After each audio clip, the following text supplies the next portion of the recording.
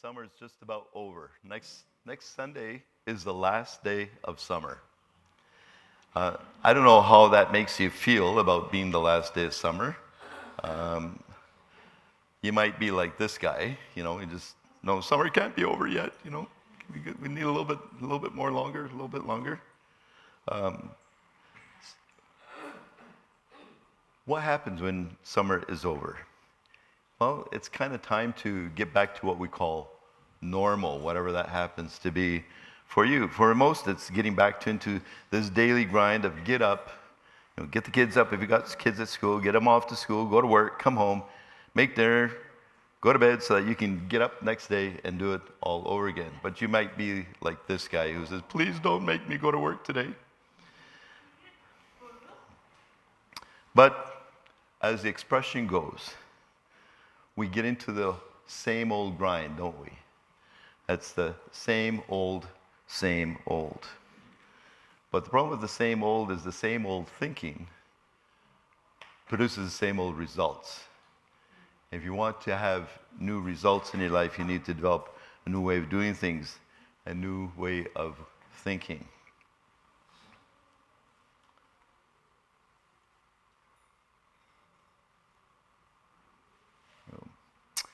So can I ask you today, what motivates you? What drives you to do what you do? I mean, you get into this routine of life that what is your motivating factor at work in your life? Well, we're told there's actually three primary things that drive us, that motivate us to do what we do.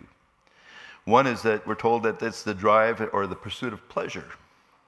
And so we go to work so we can make enough income so we can spend the money to buy things that bring us pleasure, to go on trips that bring us pleasure, to do some of the things you did this summer that took some of the money. For some of you find pleasure just in eating out. You're the foodies. I've talked to more people who travel to different parts of the world because there's a restaurant there that they want to go to. I've never thought that was worth going to, spending the airfare and 10 hours on a flight to go anywhere for dinner when you can find places at home. But hey, to each his own. Some of you go to concerts, movies, or, for you, what brings you joy, what brings you pleasure is investing in the latest of technology. For others, there's the drive of the pursuit of power. There's a desire to be in control. We are all control freaks to some extent. We want to be in control of our lives, but often we want to be in control of the lives of others around us. And that means having a certain amount of, at times, financial independence so that we can be in control of what we do and when we do it.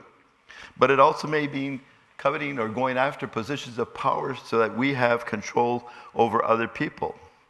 Whether it be in our homes, whether it be at work, some strive for that sense of political power so that they can exercise a whole lot more power over a greater amount of people.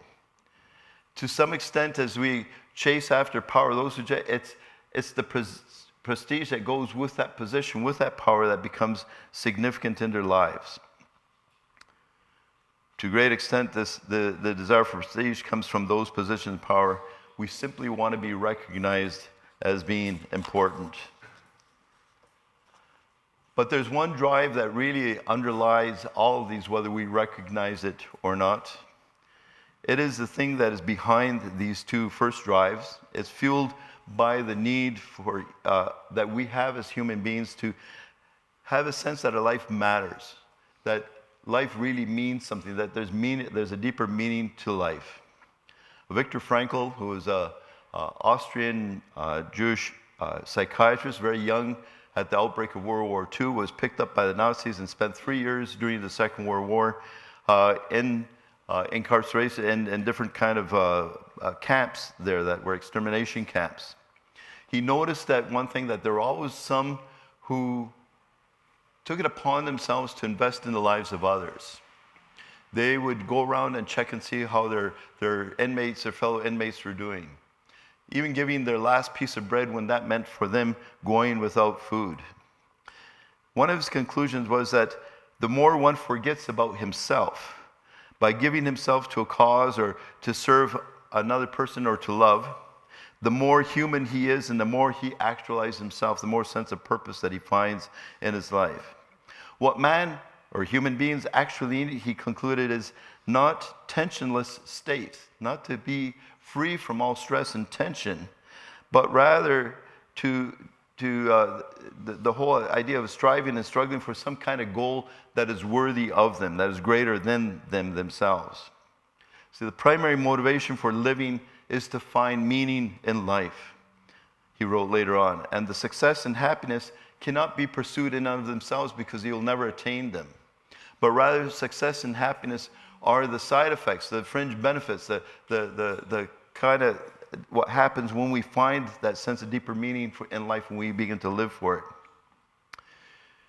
In his later years in life, he lamented that ever more people today have the means to live, but no meaning to live for.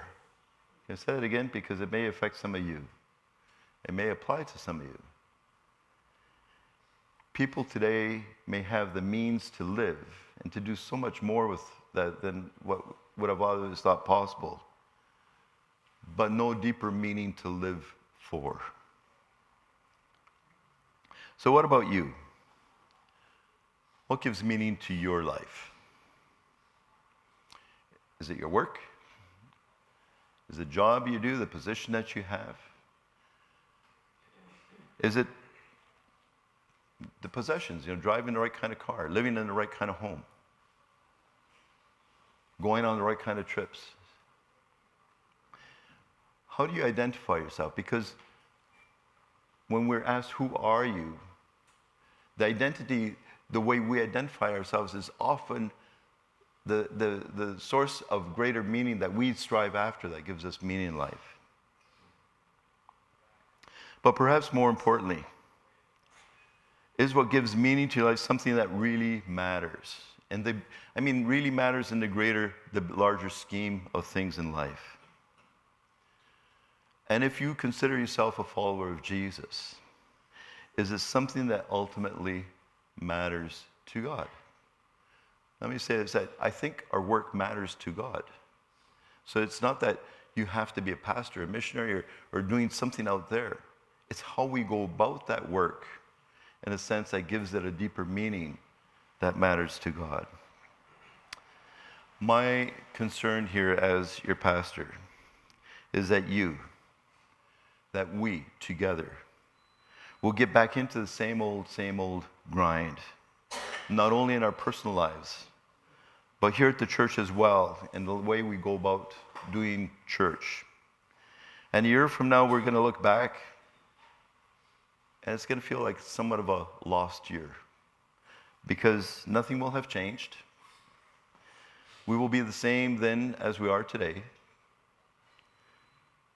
And we will have missed out probably on the greater, deeper things that God has for us. So there are some things, by the way, coming down. I'm going to preach the announcements because that's the way I get you to remember them. There are some things coming down pretty quickly here in our life as church. One of the things, our missions conference is happening a whole lot earlier. So next Sunday we have a joint service where we come together. We have a special speaker coming in. There will also be a workshop in the afternoon. And then the next Saturday is another workshop, and the focus here is on refugees, something to give meaning to your life in terms of how you can help out in those deeper areas. So we hope that you take those into consideration and plan to be part of that. This Thursday, some of us are going to be heading down to North Shore to the Lighthouse Ministries. We're going to meet here at 6:15. And it's a ministry that has to seamen or sailors who happen to be in port. We never know who's going to show up, but we show up there to spend a little bit of time with them, to probably present a little bit of a devotion, but basically to hang out with them and speak into their lives as well. So if you're interested in being part of that, you can talk to Bill or myself, but be here at 6:15 on Thursday evening, and we will head down. We'll find a way to carpool and head down together. But with those things in mind, as we enter this new church year, my prayer for you, for us today, comes from Paul's prayer for the Philippians that was read for us earlier. I'm going to primarily focus on verses 9 and 11 that were read, but I need to refer to the rest of it to give some kind of context to what Paul is saying here and how he prays for them. What I like about this is Paul bears his heart. And really, what Paul is saying is to the Philippians, you're on my mind. And whenever I think about you're in my prayers, it's because I hold you dear in my heart. And I want you to know as your pastors here love you. And you are in our hearts. We think of you often and constantly through the week. As we prepare sermons and whatever we're going to be involved in doing, we think about you individually as much as we can know you personally. Now, this letter is perhaps one of the most upbeat of Paul's letters. He's often writing to churches to kind of deal with some kind of issue that's taking place. And there is an issue that's taking place in the Philippian church. It has to do with a split, or at least a bit of a conflict that's happening with two of the key leaders, two women that have a whole key position leadership. But without question, Paul has a good relation with the church in Philippi. And it shows through the tone of this letter. I think if Paul had a favorite church, this was his favorite church. And it may have gone back to how he came into coming to Philippi in the first place. He had been exploring around Asia, trying to find places to go in to take the gospel, the good news of Jesus in. And it says in the book of Acts that the Holy Spirit kept blocking the way into those places. It's kind of a novel idea that God would block the way for you to go share his good news with somebody. But eventually, Paul runs out of ideas. And I think sometimes God lets us run out of our ideas so that we become open to his ideas. And Paul has this dream that says, from a man in Macedonia, says, come over here and bring the good news of Jesus there. He leaves immediately, and one of his first places of where he stops is the church in Philippi. Now, as usual in Paul's case, when he arrives in a place, things don't always go good. In fact, he ends up in jail with Silas, his partner, and they end up singing songs all night long and probably causing major disturbance. There's a bit of an earthquake, and all of a sudden the doors break open, and they're free to leave, but he sees the jailer ready to basically take his own life because it would bring shame on him, and he might be executed anyway if all his prisoners escape. And he calls out to him and says, don't do that, we're all here. The end process, he brings the good news of Jesus to this jailer's life. And out of that, we begin to see that this is how the church in Philippi gets its start. One of the things that you notice when you begin reading this letter is that it is the only letter, besides the two letters to Thessalonians, where Paul doesn't open up by saying, Paul, apostle. He appeals to that role of authority in his people because he's going to address some tough issues in the church, and he wants to know he's addressing them as one who's called by God, set apart by God to address this issue. With this church, he plays the relationship card. He doesn't appeal to the whole apostle. And by the way, as a pastor, I realize that some people like to use the title. I appeal to relationship. Because if the only respect the person gets is because of the title that they have, honestly, that's no respect at all. Respect that grows out of a relationship, a mutual respect that is what really works for all of us. And this letter, he feels no need to make that appeal. He instead addresses them from his heart, as one who's a servant of Jesus, he says. And the word he uses there is that of the lowest of low in terms of being a servant. It's a slave. Later in this letter, he says, you too must have the same attitude of Jesus, where you humble yourself, you consider yourself nothing, so that in the process, God can do his work in and through you. There are some important things he says here about the Philippians. He says, I thank God every time I remember you, which, remember I said, he's letting know that they're constantly in his mind. And as they come to mind, they're in his prayers, so he continually is praying for them. But it brings joy for him to remember that because he says he remembers their partnership in the gospel. Now, just a word here. The word that is translated here, at least in the NIV, as partnership, is often translated as fellowship in some of our other translations. I know fellowship is important. We have different groups we call them fellowship groups. But honestly, for us, when we think of fellowship, we think of food and fun with friends. I want you to know that every time you read the Bible, read the New Testament, you come across the word fellowship, it doesn't mean any of that. I know it might be a major disappointment to you, but the word actually comes out of the business secular world as one where there's a partnership and a common cause. It's working together in a common cause. By the way, here's what I found in the church, in my experience, is that when we are engaged in a common cause, when we are doing work together, it can be very menial work. I can remember clearing a parking lot, pulling Morning Glory, because we were getting ready for a major community function. And I worked side by side with a couple of young guys who were from Indonesia. And we shared in each other's lives in a way that we would have never shared otherwise. The whole idea of fellowship that we think of comes as we engage in this partnership where we work together for this common cause. So he addressed that and says it brings joy to him to remember their partnership. And that partnership for him had been expressed through the gift that very generous gift that they'd given to him, but it was demonstrated in other ways also. It had been demonstrated in tangible ways, but also in ways that they had become involved in the whole aspect of spreading the good news of Jesus to others. Paul goes on to say he's confident of this, that he who began a good work in you, he says, will carry it on to completion. I think it's worth noting, Paul didn't say, the good work that I began in you, and you could have taken that on because it was he who arrived there in Philippi with the good news of Jesus. But he refers everything to whatever he was, that was because God was working through him. God is at work in our lives. And it's he who began a good work in you. And he will carry it on to completion.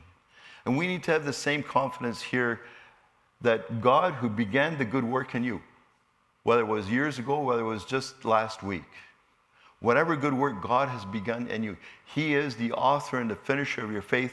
He will bring it on to completion as you open your life to be used by him.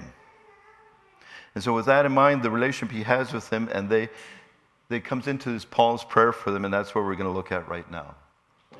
He prays first of all, he says that their love may abound more and more. The words he's using here are in the superlative. It's like he's not saying that you need to have love. He's saying the love that you already have, because he's experienced their love. And he's seen how they as a community love each other.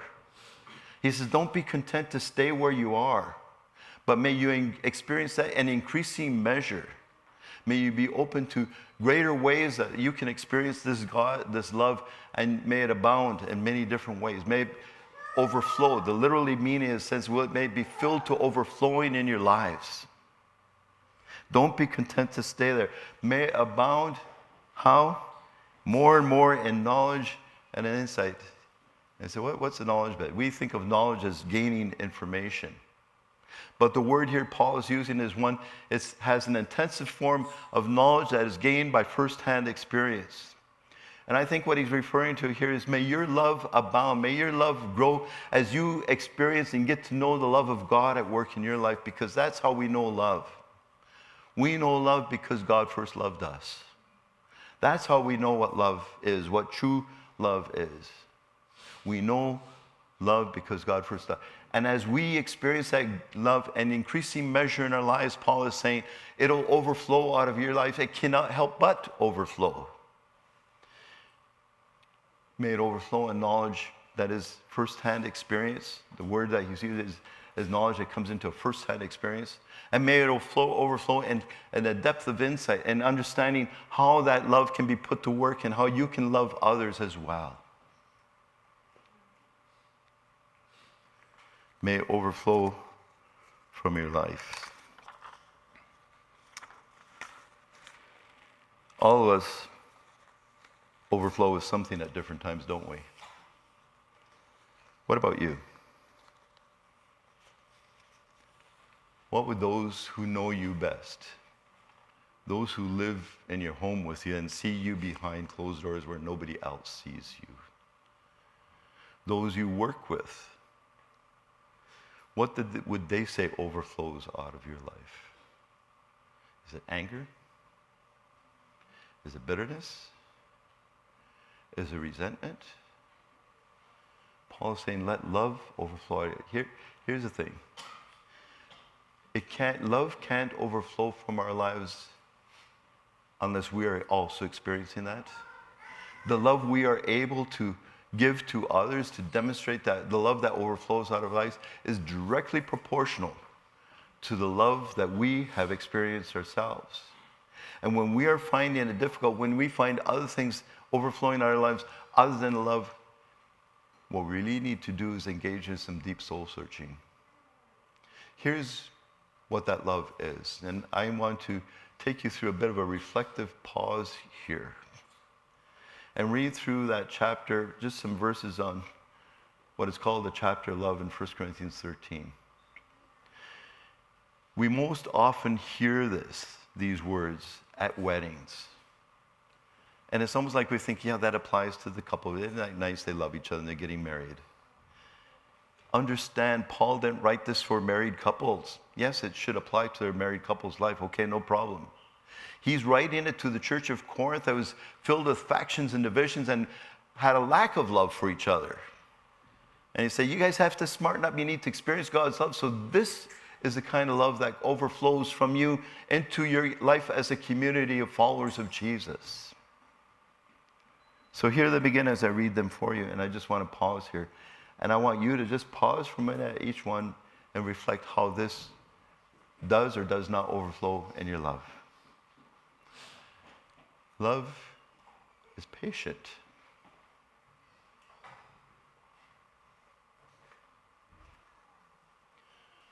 Love is kind.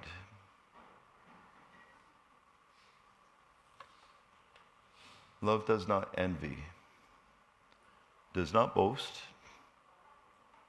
is not proud.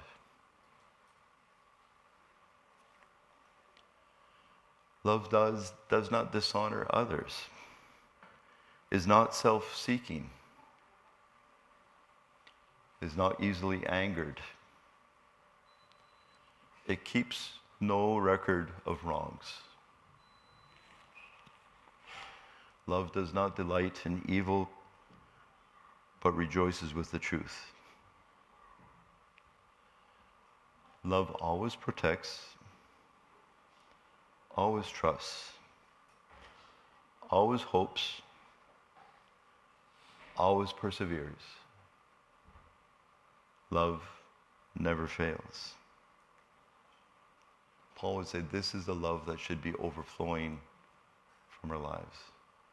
It's not some emotional feeling that says I do this because I feel like it, but it overflows because we've experienced that same kind of love that's been poured into our lives through Jesus.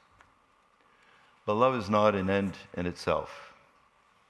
Paul prays that their love would abound more and more in knowledge and depth and insight so that they would be able to discern what is best and may be true, pure, and blameless until the day of Christ. To discern what is best. The sense here that he's getting across is that they've tested what is best and made the right choice. Now, most of us in most situations in life have little problem discerning between good and bad, don't we? We generally instinctively know the difference between good and bad. We may make the wrong choice at times and do what we know is wrong, but it isn't because we did not know that to start out with. We were just simply bent on choosing the wrong thing. I can look back over this last week and I say, I can look at the times where I can engage in some things. I thought, I know this is wrong, but I'm going to do it anyway. And you're no different, okay? So let's not kind of play I'm better than you kind of thing here. We're all given that propensity.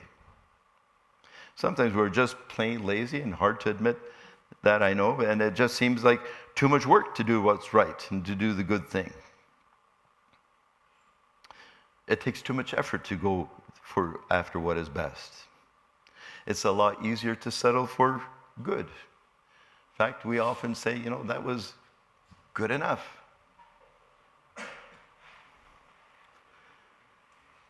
Jim Collins, who is a business consultant and has written a book about what takes companies to that stage of being great, and you can apply it to personal lives. And he writes in there, he says, the enemy of great is good. The enemy of great is good. Because when you settle for what is good, You don't do the extra effort that takes to improve to get to the next stage. If we go back to the same old, as we talked about first, it's what we know. It's what comes easy.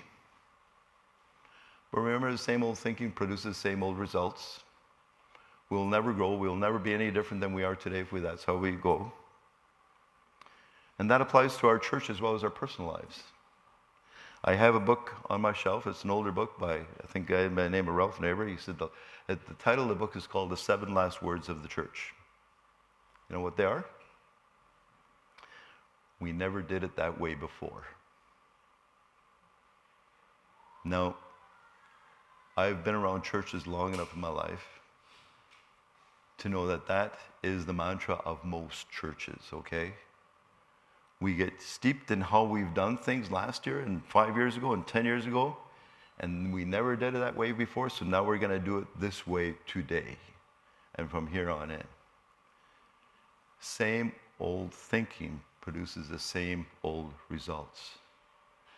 You want to be somebody different tomorrow than you are today, it takes doing things differently. If we want to be a different church that is seen being more effective tomorrow than we are today, it takes doing different things that we haven't done before. We resist trying new things and become often critical of anyone who does theirs and attempts to do so in the way that we do church. Now, Paul admittedly here has a moral and ethical significance in mind, and that comes out when he speaks of being found pure and blameless until the day of Christ. That is, until the day we stand before Jesus and give an account for our lives, what we've done with our lives, and how we've lived. For the Philippians, much like for us today, the surrounding world was one source of a lot of subtle and sometimes not so subtle temptations to veer off course, to stray away from the way Jesus calls us to live. But his purpose for praying that their love would abound more and more doesn't stop here either. That would just make it all about them, all about us, loving so we can become the best people we can possibly be, and that's all about us. But he adds, so that they may be filled with the fruit of righteousness that comes through Jesus Christ. Now, righteousness is this big word, and we sometimes use it and toss it around. It simply means living in a right relationship and doing the right things. The fruit of that kind of life is found in our character that we developed along the way, who we are and our actions. Paul tells us that where the fruit of the Spirit is, that is the result of being in step with the Spirit and allowing God to work in our lives and to develop the character of Jesus. And it's evident through the love, the joy, the peace, patience, kindness, goodness, faithfulness, gentleness, and self-control that are so much the evidence of the controlling power of the Holy Spirit in our lives. And the evidence of these characteristics then can be seen in how we live and what we choose to do that matters most in how we go about our lives. Paul adds here as he finishes up, and I know I need to finish up before the bell goes off here, and I did say I could go out there and preach, do my conclusion outside. I think I can do an outside voice loud enough to do that. But he adds here as he finishes up, to the glory and praise of God. That is, or at least should be, our ultimate motivation. That we do what matters most because that's what brings pleasure to God and praise to him.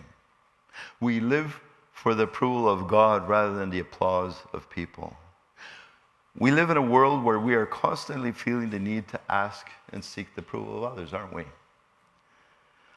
How much time do you spend on social media? When you post something, do you go back frequently to see how many likes you're getting? Do you have a blog where you have to see how many followers you have? And if you aren't getting them, how does it affect your sense? Or needing validation on social media easily can take over and significantly affect our mental health, and it has amongst our young people, our youth, tremendously in a very negative kind of way. To the extent I would say, we need to take a long-term fasting from social media. Because sometimes the negative effects significantly outweigh the positive ones. But at the end of the day, at the end of our lives, the only lights that really matter most are the ones that come from God. Make it a priority in your life as we go through this coming year to discern what matters most. What matters most to God about how you're going about your life? An accountant, bus driver, doctor, nurse, lawyer. Do so in a way that you are the presence of Jesus wherever you are. That in some way what spills over from your life into the lives of others who avail themselves of your service that you build into their lives is that love that is increasingly measured and spills over to the lives of others because you are experiencing it in an increasing measure yourself. Make it a priority to live for what matters most and have the discipline to set aside those matters of lesser value aside. Father, thank you that you have an invested interest in how we live.